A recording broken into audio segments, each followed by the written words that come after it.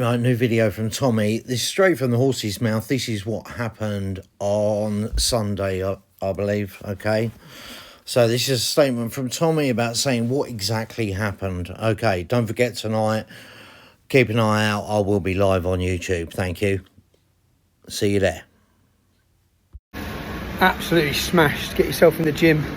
4 days there where I was so busy, whether it be in being arrested, the demo, days before the demo. Such a success, by the way.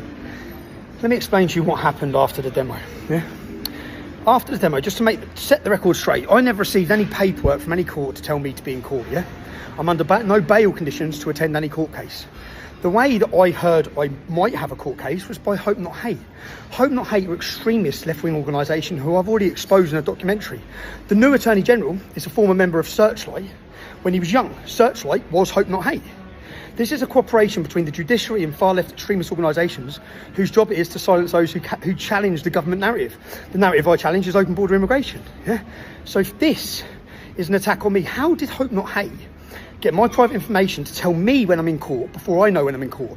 So no, I'm not going to turn up at court because a far-left extremist organisation tell me I'm in court. When the court take proper due process in issuing me papers for my court case, I'll be there. But they didn't, so I didn't run away from a court case.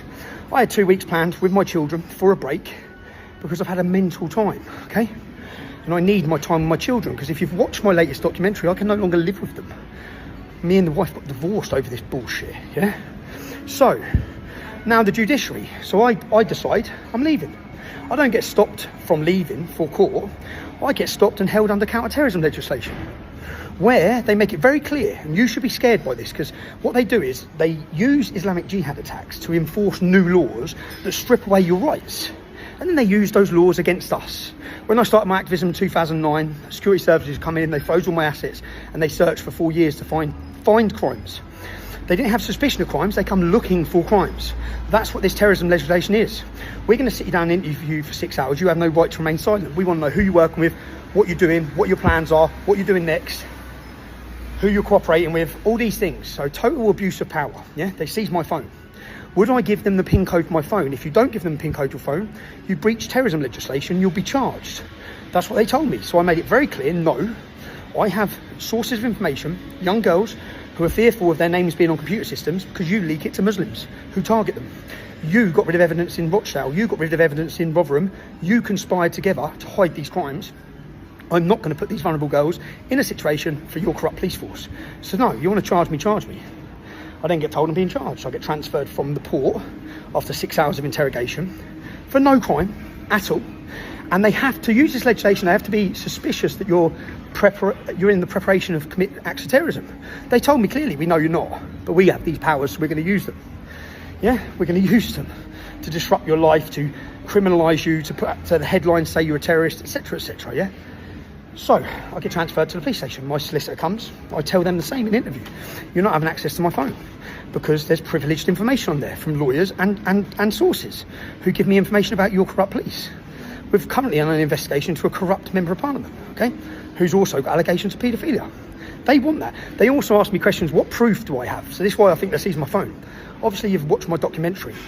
Under new evidence, we will appeal that conviction based on the fact that Justice Nicklin fell out with his father about me before my court case. He should have excused himself and he didn't. So we will be putting an appeal. We'll be fighting this on multiple fronts. The other point is they've never given me an injunction. Never legally given me an injunction. Okay, they emailed me one. That doesn't constitute service of an injunction. So we'll fight you on that count. Do I have much faith when the Attorney General has instigated these charges? No, I don't. But I'll fight it anyway. And they're in a bit of a shit situation now because nearly a third of the British population have seen that documentary. So you want to send me to jail, it's fine, because what they've done, 2 weeks before this supposed court date, any documentary of silence that was online, one was on Danny Tomo's YouTube channel, was deleted. They were preparing to delete everything, to lie to you again, tell you I breached a court order and lied, and no one would know any difference. But the problem is, we've got X now, and Alistair Campbell is now putting pressure on Elon Musk for misinformation. Alistair Campbell instigated the invasion of a country where 1 million people were killed for weapons of mass destruction. Then they killed a doctor to prevent him talking about it. And that cheeky bastard is talking about misinformation.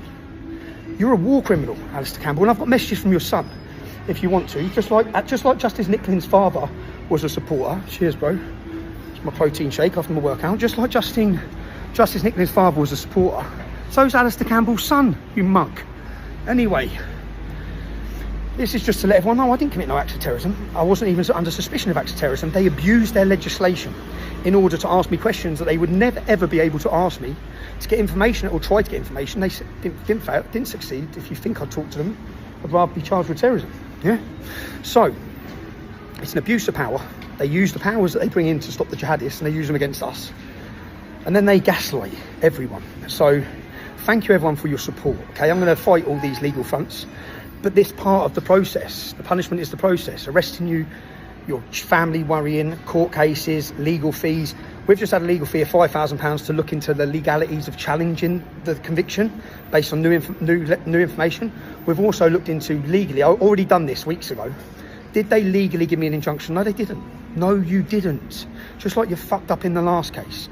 So I'll fight this, but as I've said, don't get disheartened with the fact they're going to send me to court or prison, because I'm not. I'm ready. Yeah, I'm ready. I may not be in the country, but that's because you see the 20 million views that this film's going to be on by tomorrow. I'm going to get that to 50 million views before they send me to jail. This is going to be the most watched documentary ever to come out of Great Britain, and I'm going to make sure of that. So I'm not on trial. You're on trial. Your judiciary's on trial. Okay. The trust in your judiciary is on trial for the world. Yeah. You thought you were going to destroy me. I'm going to bring down your credibility. And I don't give a shit about you 2 years in jail. Send me to jail for 2 years. It's damning you, not me. Okay? It's damning you, not me. So, in the famous words of Donald Trump, we fight, fight, fight. At every avenue. At every front. Okay? And as I said, my love goes to my children and my family. Because when I make a decision, or when you make a decision, as a father, it affects your family. I believe there's a greater effect coming for their children if we don't stand up. So whilst I've sacrificed and they've sacrificed, and I thank them for it, I wanted to talk about this at the demonstration, but I couldn't because my kids were there. I'd just cry my eyes out. But I want to thank them for their maturity in and understanding of the times we're in, for the difficulties they've gone through in school. But they've seen the change now.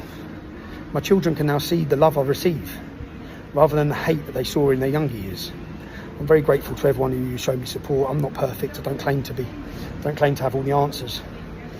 But I love my country, and we ain't backing down. Get used to it, all right? Show us your support. Lend your support to our work, to our journalism. We ain't finished. Big things are coming. There's a big Free Tommy movement coming. Galvanise the country. That's what we need to do. Unite people. Now, I'm going to have my protein shake and have a bit of a rest, all right?